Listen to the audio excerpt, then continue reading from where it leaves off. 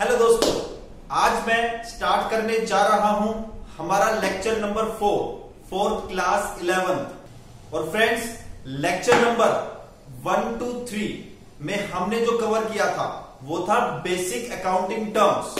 Okay दोस्तों, तो अब मैं लेक्चर नंबर 4 स्टार्ट करने जा रहा हूं। आई होप आपको पहले 3 लेक्चर में जो भी मैंने करवाया अच्छे से समझ में आ गया होगा। ओके फ्रेंड्स, तो फ्रेंड्स, मैं सीए रोहित कौशिक आप सभी का मेरे चैनल सीए रोहित कौशिक पर स्वागत करता हूं।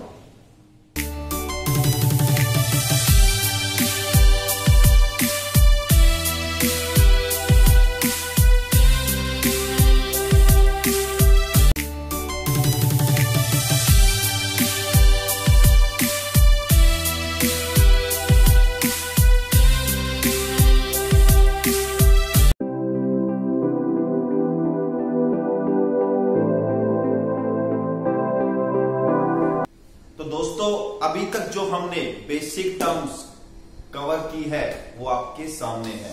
तो friends, transactions and events, accounting, capital, assets, liabilities, expense, purchases, sales, purchase return, sale return, income, profit, gain. Friends, ये अकाउंटिंग टर्म्स, ये बेसिक अकाउंटिंग टर्म हम अब तक कर चुके हैं अपने 3 लेक्चर्स में, लेक्चर 1, लेक्चर 2 एंड लेक्चर 3 में। अब फ्रेंड्स, मैं आगे बढ़ने जा रहा हूं, तो आप चाहे तो इसे नोट भी कर सकते हैं। ओके। और फ्रेंड्स, मैंने आपको बोला था कि मैं आपको एसेट्स और लायबिलिटीज की जो करंट एसेट्स, करंट लायबिलिटी और non current asset, non current liability की लिस्ट दूंगा। तो फ्रेंड्स, ये लिस्ट आपके स्क्रीन पे है, आप देख सकते हैं। आप एक काम करें, वीडियो को पॉज करके इसको नोट कर ले। ओके दोस्तों, प्लीज।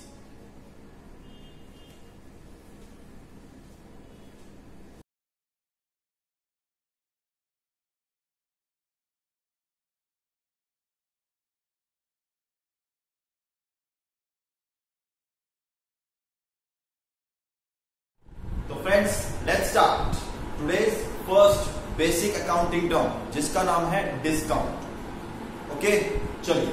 तो दोस्तों, क्या है डिस्काउंट? सर मैं बताऊं? हाँ बिल्कुल दोस्त, बता, तू बता।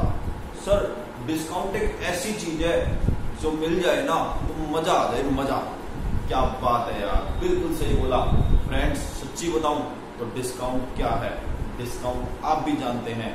आप दुकान पे जाते हैं, कोई सामान खरीदते हैं, अगर वहां पे आपको उसके प्राइस से, उसके मार्केट प्राइस से सस्ते में मिल जाए तो डिफरेंस इज कॉल्ड डिस्काउंट। और सच्ची बताऊं, एक कस्टमर के तौर पे बोलूं तो डिस्काउंट मिल जाए तो जलसा हो जाता है, जलसा, है ना। तो फ्रेंड्स, डिस्काउंट अगर मैं अकाउंट्स में बात करूं दोस्तों, तो डिस्काउंट 2 तरीके के होते हैं। एक डिस्काउंट होता है जो एक दुकानदार, जो एक बिजनेसमैन अपने कस्टमर को देता है, कब? सेल की करते वक्त। मतलब वो उसको डिस्काउंट देगा कि वो ज्यादा से ज्यादा माल मेरे पास से खरीदे। बात समझ में आ रही है? मतलब उसका डिस्काउंट का पर्पस अगर ये है ज्यादा से ज्यादा माल जो है कस्टमर को बेचे, इस पर्पस से जो डिस्काउंट देते हैं दोस्तों, उसको बोलते हैं ट्रेड डिस्काउंट। ओके। और हाँ, एक डिस्काउंट होता है दोस्तों कैश डिस्काउंट। अब कस्टमर से हमें टाइमली पैसा रिकवर करना है तो हम उसको एक लालच देंगे कि दोस्त देख, अगर तू 15 दिन में पेमेंट कर देगा ना तो तेरे को 2% का डिस्काउंट मिल जाएगा। तो दोस्तों, ऐसे डिस्काउंट को क्या बोलेंगे? ऐसे डिस्काउंट को बोलेंगे कैश डिस्काउंट। आई होप आपको समझ में आ गया होगा। एक बात और दोस्तों, जो ट्रेड डिस्काउंट होता है उसको कभी बुक्स में रिकॉर्ड नहीं करते। मान लीजिए हमने 10,000 का माल बेचा, उस पर 20% डिस्काउंट दे दिया, तो 10,000 का 20% होता है दोस्तों 2,000। तो 10,000 माइनस 2,000 इक्वल्स टू 8,000। अब इसको जो रिकॉर्ड करेंगे दोस्तों, हम डायरेक्ट रिकॉर्ड करेंगे 8,000 पे। मतलब हमें ये दिखाने की जरूरत नहीं है कि 10,000 का था, 2,000 का डिस्काउंट हो गया, 8,000 का मिला है। ऐसा लिखने की जरूरत नहीं है। हम जस्ट ये दिखाएंगे कि बस ये 8,000 की थी और 8,000 में हमको ये मिल गई। ओके दोस्तों। और फ्रेंड्स, दूसरी तरफ है कैश डिस्काउंट। हाँ, कैश डिस्काउंट जो होता है वो हम बुक्स में रिकॉर्ड करते हैं डिस्काउंट के रूप में। ओके दोस्तों, तो कैश डिस्काउंट जो है उसको रिकॉर्ड करेंगे अब देखो, अब वो डिस्काउंट जो होता है या तो हम देंगे कस्टमर को या सप्लायर हमको देगा। अगर हम कस्टमर को देते हैं डिस्काउंट तो दोस्तों ऐसे डिस्काउंट को बोलेंगे डिस्काउंट अलाउड। क्या बोलेंगे? Discount allowed. और दोस्तों अगर हम डिस्काउंट दे तो क्या मजा आता है, जलसा होता है? नहीं सर, फिर तो मजा नहीं आएगा, फिर तो दुख होगा। हाँ दोस्तों, तो वो हमारे लिए क्या है? एक्सपेंस। क्या है दोस्तों? एक्सपेंस। और दोस्तों दूसरा क्या है? Discount received. डिस्काउंट रिसीव्ड क्या होता है? जब सप्लायर हमको डिस्काउंट दे। क्या? सप्लायर हमें डिस्काउंट दे, ऐसे डिस्काउंट को बोलते हैं दोस्तों डिस्काउंट रिसीव्ड। और फ्रेंड्स, ऐसे डिस्काउंट को हम जो है इनकम की तरह ट्रीट करेंगे। ओके दोस्तों, आई होप आपको डिस्काउंट का कॉन्सेप्ट अच्छे से समझ में आ गया होगा। तो दोस्तों वीडियो को पॉज करें और देन जो है नोट करें। ओके, चलिए।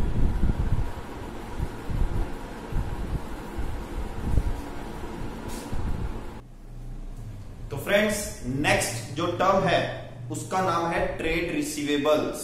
ओके, तो फ्रेंड्स ट्रेड रिसीवेबल्स क्या है? ट्रेड रिसीवेबल्स मतलब हमारे बिजनेस में जो पैसा हमें रिसीव होना बाकी है, हमारे ट्रेड में हमें जो पैसा रिकवर होना बाकी है, उसे बोलेंगे दोस्तों ट्रेड रिसीवेबल। और दोस्तों इसके अंदर दो टर्म्स जो है इंक्लूड होती है। एक होती है डेटर्स, मैंने आपको करवाया था ना दोस्तों। एक होता है बिल्स रिसीवेबल। दोस्तों मैंने ये भी करवाया था जब मैं आपको करंट एसेट करवा रहा था, डेटर्स भी बताया था और बिल्स रिसीवेबल भी बताया था। अब फ्रेंड्स मैं थोड़ा सा टाइम लगा के आपको और एक्सप्लेन कर देता हूं। डेटर्स पता है उधार वाले कस्टमर, मतलब amount receivable against credit sale of goods और सर्विस। उधार में माल बेचेंगे, उससे जो पैसा आना बाकी है, डेटर्स। और हाँ दोस्तों, अगर यही डेटर एक इंस्ट्रूमेंट को एक्सेप्ट कर ले, उस इंस्ट्रूमेंट को क्या बोलते हैं दोस्तों? बिल्स ऑफ एक्सचेंज, मैंने बताया था। तो अब वो डेटर नहीं रहेगा।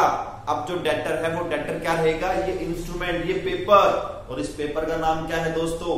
मुझे इससे पैसा रिसीव होना है, तो मैं क्या बोलूंगा इसको? मैं बोलूंगा बिल्स रिसीवेबल। क्या बोलूंगा दोस्तों? Bills receivable. ओके, तो दोस्तों ये है आपका बिल्स रिसीवेबल। ठीक है। अब फ्रेंड्स डेटर के तीन फर्दर कैटेगरी में आपको करवाना चाहता हूं। डेटर कितने तरह के होते हैं?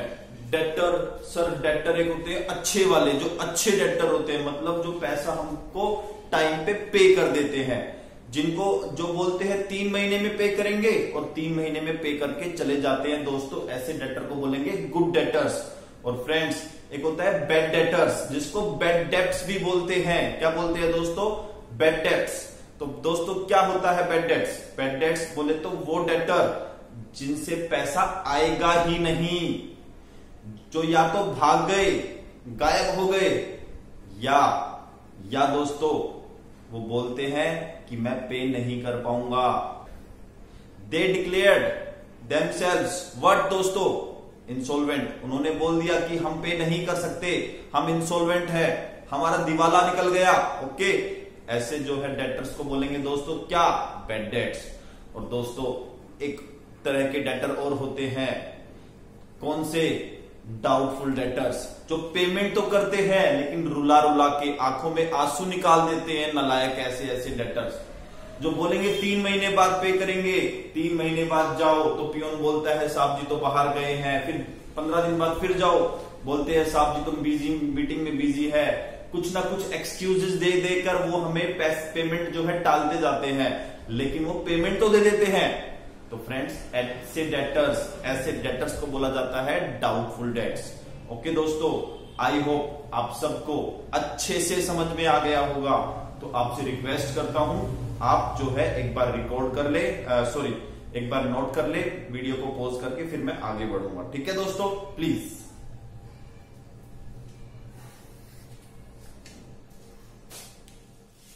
तो दोस्तों नेक्स्ट अकाउंटिंग टर्म्स जो है उसका नाम है ट्रेड पेबल्स।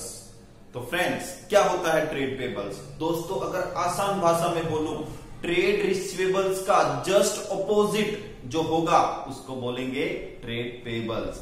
फॉर एग्जाम्पल, अगर हम किसी को उधार में माल बेचते हैं और उससे पैसा आना बाकी है, तो उसको मैंने क्या बोला था सर? उसको ना आपने ट्रेड रिसीवेबल्स बोला था। वेरी गुड दोस्तों।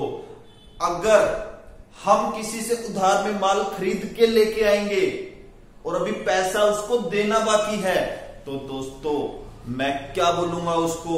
सर उसको ना ट्रेड पेबल्स बोलेंगे। वेरी गुड मेरे दोस्तों, बहुत अच्छे हैं आप।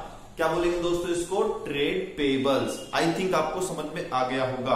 अब ट्रेड पेबल्स की भी दो कैटेगरी, क्रेडिटर्स और बिल्स पेबल।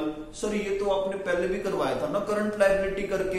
वेरी गुड दोस्तों, करवाया था, फिर भी थोड़ा सा मैं अभी एक्सप्लेन और कर देता हूं। Creditors, amount payable against credit purchase of goods और सर्विस। फ्रेंड्स यही तो बताया मैंने आपको अभी। क्या? जो हम क्रेडिट जो हमने माल खरीदा है, जो हमने माल खरीदा है, उस माल खरीदने के बदले में जो पैसा पे करना है, या तो कोई हमने कोई सर्विस ली है, उसके लिए हमें कोई अमाउंट पे करना है, उसको हम क्या बोलेंगे दोस्तों? उसको बोलेंगे हम क्या? क्रेडिटर्स। ओके। और दोस्तों अगर क्रेडिटर ने एक बिल ऑफ एक्सचेंज लिखा और हमने एक्सेप्ट कर लिया, तो दोस्तों वो बिल्स ऑफ एक्सचेंज, उसके लिए तो बिल्स रिसीवेबल है, लेकिन हमारे लिए क्या बन जाएगा दोस्तों? Bills payable. बताया था मैंने आपको पहले भी। ये जो बिल है, ये जो पेपर है, इससे मुझे पैसा आना है तो मैं बोलूंगा बिल रिसीवेबल। पैसा रिसीव होना है तो बिल रिसीवेबल। और इसको देखकर सामने वाला पैसा देगा, कस्टमर पैसा देगा, कस्टमर को पे करना है, तो क्या बोलेगा? Bills payable. आई थिंक आपको समझ में आ गया होगा। और दोस्तों मैं एक की टर्म का यूज करूंगा, की सेंटेंस का यूज करूंगा। Normal course of business, trade receivables और ट्रेड पेबल्स में जो भी ट्रांजैक्शन होती है, जो भी पैसा लेना या देना बाकी है, वो नॉर्मल कोर्स ऑफ बिजनेस में होना चाहिए। मतलब हमारे बिजनेस का जो मेन बिजनेस है ना, मेन बिजनेस है उसके अंदर। ओके दोस्तों। हाँ, मतलब अगर हमारा पेन का बिजनेस है तो पेन के बिजनेस में कोई भी लेना देना बाकी है, उसको हम ट्रेड पेबल्स या ट्रेड रिसीवेबल्स बोलेंगे दोस्तों। आई होप आपको समझ में आ गया होगा। अगेन बोलूंगा मैं आपको, इसको वीडियो को पॉज करें और देन इसको रिकॉर्ड करें। ओके, चलिए।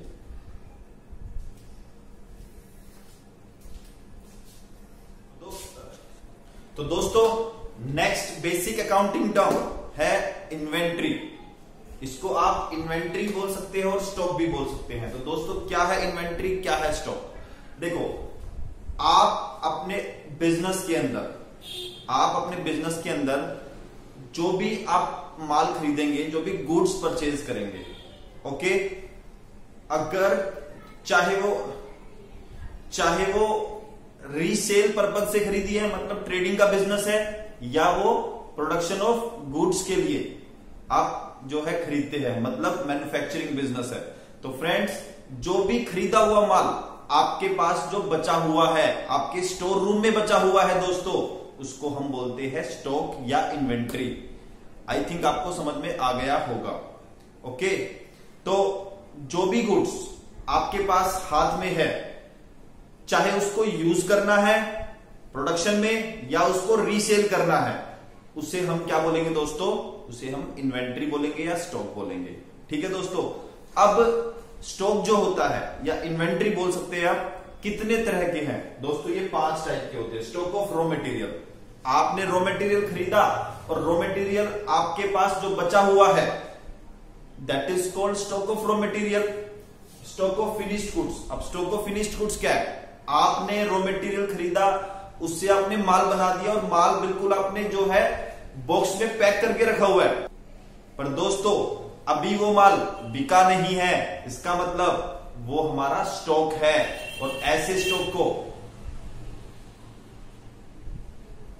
स्टॉक को दोस्तों क्या बोलेंगे? Stock of finished goods. Okay दोस्तों। उसके बाद आता है आपका stock of work in progress. क्या है दोस्तों stock of work in progress? Friends, आपने क्या किया? आपने माल खरीदा और उस पे आपने लेबर भी लगाई, मतलब काम स्टार्ट कर दिया, और आज की डेट पर वो जो माल आपके पास था वो तो अभी कंप्लीट भी नहीं हुआ है और रॉ मटेरियल की फॉर्म में भी नहीं है। मान लीजिए पेन का बिजनेस है, इंक इंक प्लास्टिक जो यूज होती है वो रॉ मटेरियल है, वो स्टॉक ऑफ रॉ मटेरियल कहलाएगा। प्रॉपर पेन्स बॉक्स में पैक करके रखे हैं तो दोस्तों उसे क्या बोलेंगे, उसे बोलेंगे स्टॉक ऑफ फिनिश्ड गुड्स। और दोस्तों अगर जो है पेन अभी रेडी नहीं हुआ है, जस्ट पेन की कैप रेडी हुई है या पेन का रिफिल रेडी हुआ है, उसका मेन कवर भी रेडी नहीं हुआ है, उसको दोस्तों क्या बोलेंगे आप, उसको क्या रॉ मटेरियल बोलेंगे? ना सर ना, ऐसा नहीं करेंगे हम। और क्या बोलेंगे दोस्तों, उसको पेन बोल दोगे? सर ऐसा तो बिल्कुल भी नहीं करेंगे। तो क्या बोलोगे? सर हम बोलेंगे इसको work in progress. Very good दोस्तों, this is called stock of work in progress. ठीक है दोस्तों, आपको समझ में आ गया होगा। And the next is the stock in trade. What is stock in trade? अगर आपका ट्रेडिंग बिजनेस है दोस्तों, आप माल खरीदते हैं बेचते हैं, खरीदते हैं बेचते हैं, आपका पेन खरीद के बेचने का बिजनेस है, तो मतलब आप कुल मिला के डिस्ट्रीब्यूटर है। तो आपके लिए जो माल बच गया आपके हाथ में, उसे क्या बोलेंगे? Stock in trade. और फ्रेंड लास्ट में स्टोर। स्टोर क्या होता है? स्टोर इज नथिंग, ये आपका मतलब इसके अंदर फ्यूल वगैरह, loose tools, screw driver, nut bolts वगैरह जो आपके पास है, that is called store. Okay दोस्तों, तो फ्रेंड्स ये था आपका स्टॉक। आप वीडियो को पॉज करें और देन इसको नोट करें। आई होप आपको अच्छे से समझ में आ गया होगा। ठीक है दोस्तों, प्लीज नोट इट डाउन।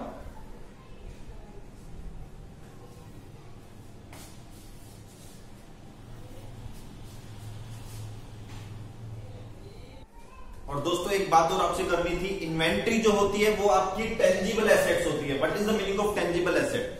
वो एसेट जिसको आप देख सकते हैं, छू सकते हैं, उसको हम बोलते हैं टेंजिबल एसेट। मतलब देख सकते हैं, छू सकते हैं, फील कर सकते हैं, उसको हम क्या बोलते हैं? Tangible asset. दोस्तों एक होती है इनटेंजिबल एसेट, जिसको हम छू नहीं सकते, देख नहीं सकते। मतलब जो इंटेंजिबल है, जो अदृश्य है, ठीक है ना, उसको हम क्या बोलेंगे? Intangible asset. अब कौन कौन सी एसेट इंटेंजिबल होती है?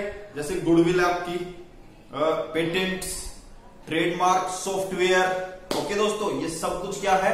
ये सब कुछ आपकी इंटेंजिबल एसेट है। ओके, तो चलिए नोट इट डाउन।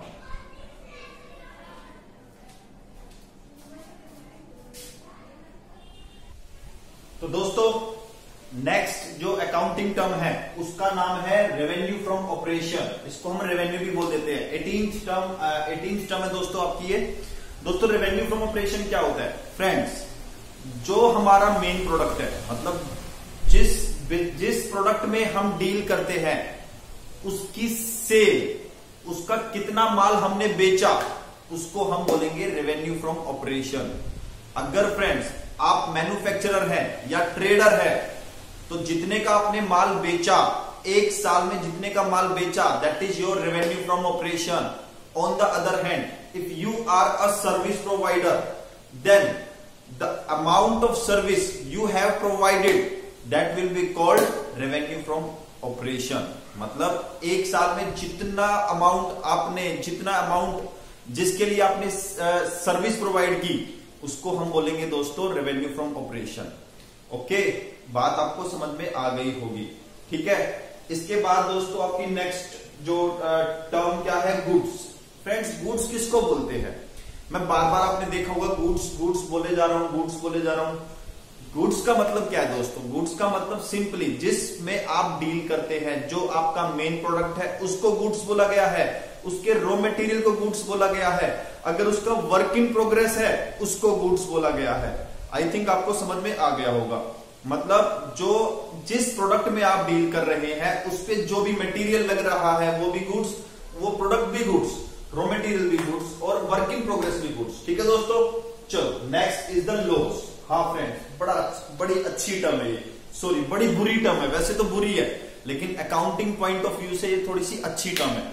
लॉस क्या होता है दोस्तों? लॉस सीधी सी बात है, आपने जितने की सेल की उससे ज्यादा खर्चे कर दिए, तो दोस्तों क्या हो गया? लॉस हो गया। और सुनिए, अगर लॉस होता है तो आपने जो पैसा बिजनेस में लगाया, क्या बोलते थे उसको? सर उसको कैपिटल बोलते थे। Very good. आपने जो पैसा लगाया वो कम हो जाएगा। कब? जब लॉस होगा। ओके, मतलब लॉस कैपिटल को कम कर देता है दोस्तों। ओके, चलिए अब इसमें कुछ और बातें मैंने लिखी है। हाँ, loss includes loss of cash. अगर मान लीजिए कोई आपका कैशियर कैश लेके भाग गया, ओके, मतलब कैश आपका बिजनेस से चोरी हो गया, that is also loss. Loss includes loss of goods. क्या दोस्तों? Loss of goods. अब लॉस ऑफ गुड्स की अगर मैं बात करूं तो दोस्तों ये दो टाइप के होंगे जो आपको पढ़ने हैं अकाउंट्स में। Loss of goods includes normal loss, abnormal loss. अब क्या होता है नॉर्मल लॉस, क्या होता है एबनॉर्मल लॉस? दोस्तों, जो लॉस आपको लगता है कि होगा ही होगा, ये कंट्रोल में नहीं है, अनकंट्रोलेबल है, that loss is called normal loss. For example, मान लीजिए आप जो पेन बनाते हैं, मान लीजिए आपका पेन का बिजनेस है और जो पेन बनाते हैं वो लोड सिस्टम, लोड में बनाते हैं पेन। लोड में मतलब आप एक साथ 1000 पेन का मटेरियल जो है मशीन में डालते हैं और वहां से 1000 पेन निकल के आते हैं दोस्तों, ठीक है। अब 1000 पेन का जब मटेरियल डालोगे तो आपको पता है कि ऑन एन एवरेज 10-20 पेन तो खराब हो निकलेंगे। जब 1000 पेन का मटेरियल डालोगे आप, तो आपको पता है कि 10 से 20 जो आपके पेन है वो डिफेक्टिव निकलेंगे। तो दोस्तों, जो 10 से 20 जो डिफेक्टिव आपके निकल रहे हैं pain, that is normal loss. लेकिन मान लीजिए एक दिन 200-300 पेन डिफेक्टिव निकल के आ गए, अब दोस्तों वो एबनॉर्मल लॉस है। क्या है? Abnormal loss. और दोस्तों एबनॉर्मल लॉस उसको भी बोलते हैं जैसे आग लग गई या कोई बड़ी चोरी हो गई या कोई भूकंप आने से लॉस हो गया, ओके। तो दोस्तों एबनॉर्मल लॉस उसको भी बोलते हैं। आई थिंक आपको समझ में आ गया होगा। तो कृपया करके आप जो भी बोर्ड पे लिखा है उसको नोट करें, फिर हम आगे मूव करेंगे। ओके दोस्तों, प्लीज नोट इट डाउन।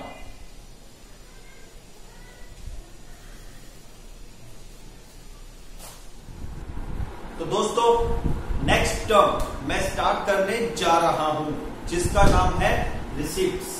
दोस्तों क्या है रिसीट्स? फ्रेंड्स, आपके बिजनेस में पैसा जो आ चुका है या आने वाला है उसे हम रिसीट्स बोलते हैं।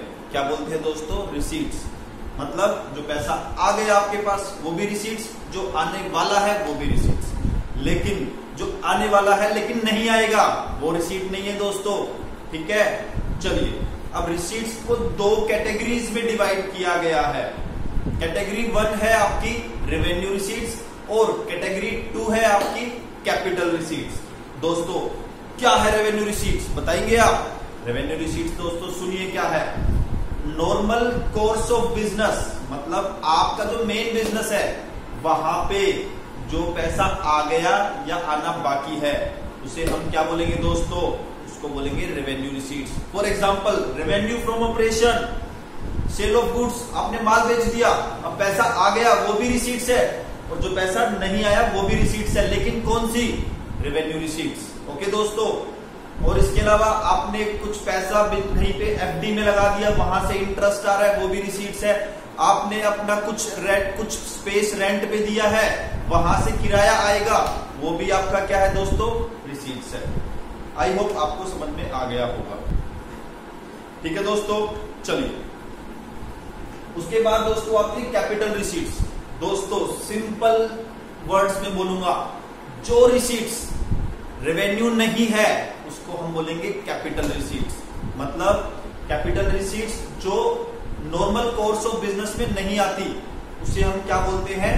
Capital receipts. फॉर एग्जांपल दीजिए सर। एग्जांपल है दोस्तों, एसेट बेचने से जो पैसा आएगा, बिल्डिंग बेच दी, मशीनरी बेच दी, इन्वेस्टमेंट बेच दी, फर्नीचर बेच दिया, जो पैसा आ गया या आने वाला है उसको कैपिटल रिसीट बोलेंगे। और दोस्तों एक और आइटम है, लोन ले लिया, लोन आपने, वो भी आपकी कैपिटल रिसीट है। ओके दोस्तों, इन दोनों को आप डिफरेंशिएट एक पॉइंट पे और कर सकते हैं। देखो रेवेन्यू रिसीट्स क्या होता है, इसमें स्मॉल आइटम्स होते हैं, स्मॉल, या इसके अलावा रेकरिंग नेचर का जो पैसा आना होता है वो होता है। लेकिन कैपिटल रिसीट में जो आइटम होते हैं बड़े होते हैं और नॉन रेकरिंग का मतलब जो रेगुलर बेसिस पे नहीं आना होता। ओके दोस्तों, उसको हम बोलेंगे कैपिटल रिसीट्स। आई थिंक आपको समझ में आ गया होगा दोस्तों। नेक्स्ट आपका बैड डेट्स। सर करवा तो दिया था आपने, दोबारा क्यों करवा रहे हो आप? दोस्तों बैड डेट्स मैंने करवा दिया था, ठीक है, लेकिन थोड़ा सा बता देता हूं, कोई बात नहीं, कर लो यार, दिल बड़ा रखो। बैड डेट्स क्या है? वो पैसा जो हमें एक डेटर से लेना है, उधार वाले डेटर से लेना है, उधार वाले कस्टमर से लेना है, सॉरी, लेकिन वो नहीं देगा, इरिकवरेबल है और उसको हमने लॉस मान लिया, ऐसे डेटर्स को बैड डेट्स बोला जाता है। दोस्तों क्या बोला मैंने, रिपीट करता हूं, वो पैसा जो एक डेटर से रिसीव होना है लेकिन रिसीव नहीं होगा, अब डूब चुका है और हमने उसको लॉस मान लिया, that is called bad debts. Okay दोस्तों, हाँ चलिए, तो फ्रेंड्स ये था आपका क्या, bad debts. It is a loss for the business, ये लॉस होता है दोस्तों, ठीक है। चलिए, आई थिंक आपको ये दोनों टर्म्स 21 और 22 अच्छे से समझ में आ गई होगी। आप क्या करेंगे, वही काम करेंगे जो करते आए हैं, वीडियो को पॉज करेंगे और देन इसको नोट करेंगे, ठीक है। चलिए